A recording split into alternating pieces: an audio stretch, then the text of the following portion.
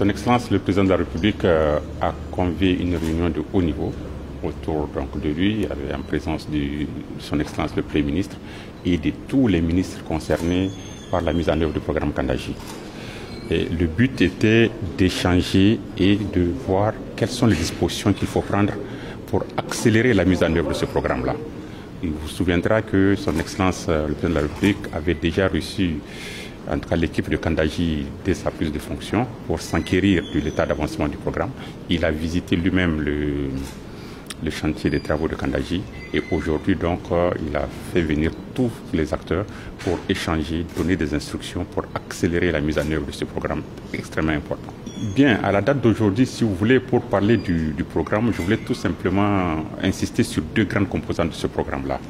Puisque vous savez, le programme Kandaji, il y a la construction du génie civil du barrage, la centrale et la ligne d'énergie.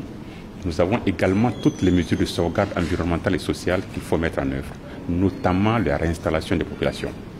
Je dois rappeler que nous devons réinstaller, déplacer une ville comme Ayuru, plus 24 autres villages. Alors aujourd'hui, en ce qui concerne le génie civil du barrage, les travaux sont en cours. La centrale également, l'entreprise a été choisie, elle a commencé les travaux. Et la ligne de transport d'énergie également, l'entreprise a été choisie, les travaux vont démarrer incessamment.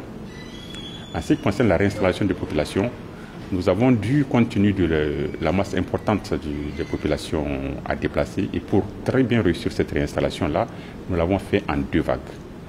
Donc la première vague, c'est la population qui est installée sur le site du barrage et celle qui est impactée par la réalisation du barrage. Cette population-là a été entièrement réinstallée dans un nouveau site avec tous les aménagements qu'il faut. Nous avons réalisé des aménagements hydro-agricoles pour ces populations, reconstruit les maisons, les routes, amener l'électricité, tout a été fait. Ça, c'est terminé. Maintenant, nous nous attelons à la réinstallation de la population de la deuxième vague. La deuxième vague, c'est quand même 50 000 personnes à réinstaller. C'est toute la ville d'Ayuru à déplacer. C'est également 24 villages administratifs qu'il faut déplacer. À ce niveau, le financement a été mobilisé pour faire cette réinstallation-là. Aujourd'hui, nous sommes en train de faire les travaux d'aménagement des nouveaux sites où on doit les réinstaller.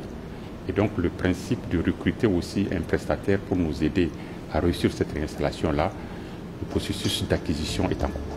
Voilà schématiquement ce que nous en sommes.